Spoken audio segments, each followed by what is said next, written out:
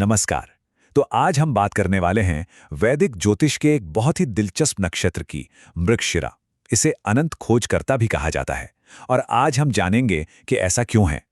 क्या कभी ऐसा लगा है कि सब कुछ ठीक है पर फिर भी दिल में एक बेचैनी है कि बस कुछ और चाहिए? अगर हाँ, तो समझिए आप मृगशिरा की उस एनर्जी को फील कर रहे हैं जो हमेशा और की तलाश में रहती है। चलिए इस खोज को और गहराई से समझते हैं। तो चलिए शुरू करते हैं मृगशिरा की कहानी से। इसकी पहचान है ब्रह्मांड का अनंत खोजकर्ता।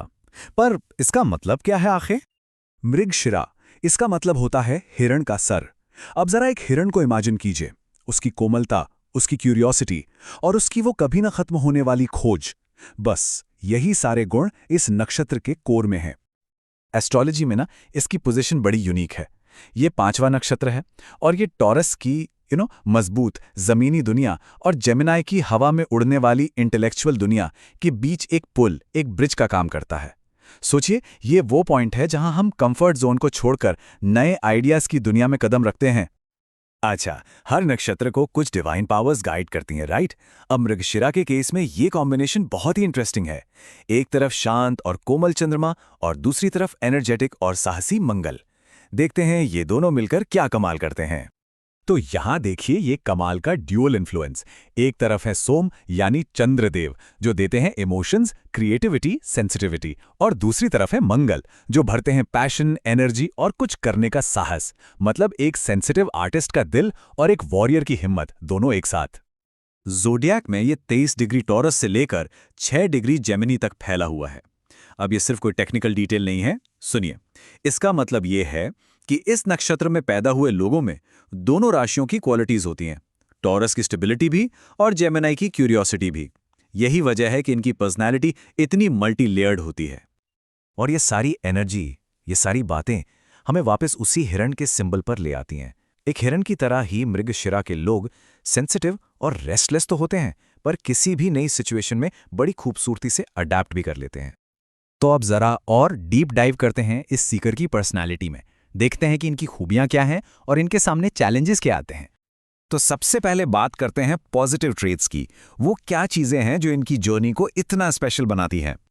ये वो लोग होते हैं ना जो अपनी क्यूरियोसिटी और इंटेलिजेंस से किसी भी महफिल में छा जाते हैं। बहुत जेंटल, पोलाइट होते हैं और इनकी बातों में एक अलग ही चार्म होता है।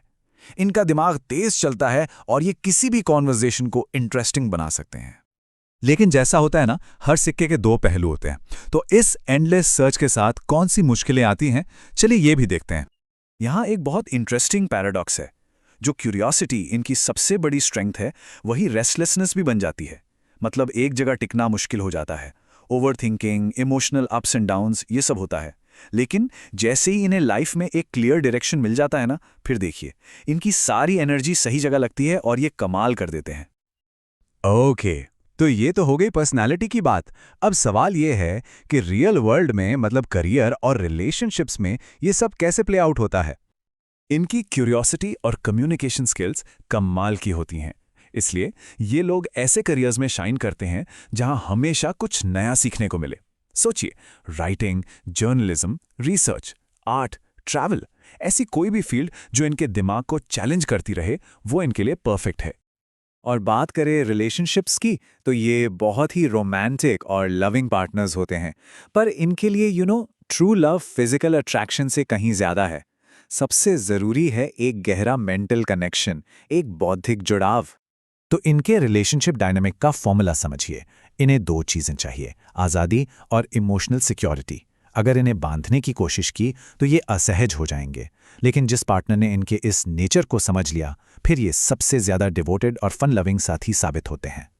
हर सर्च का एक अल्टीमेट डेस्टिनेशन होता है ना? तो अब हम मृगशिरा की इस जर्नी के सबसे गहरे हिस्से पर पहुंचते हैं, उसकी स्पिरिचुअल क्वेस्ट पर।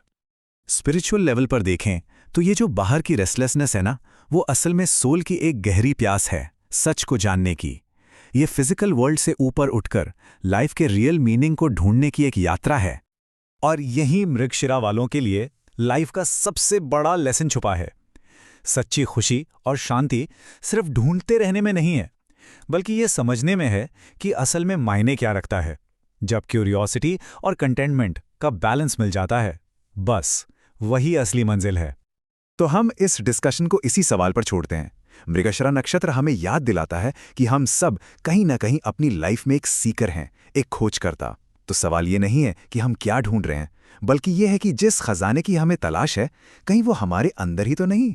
जरा सोचिएगा।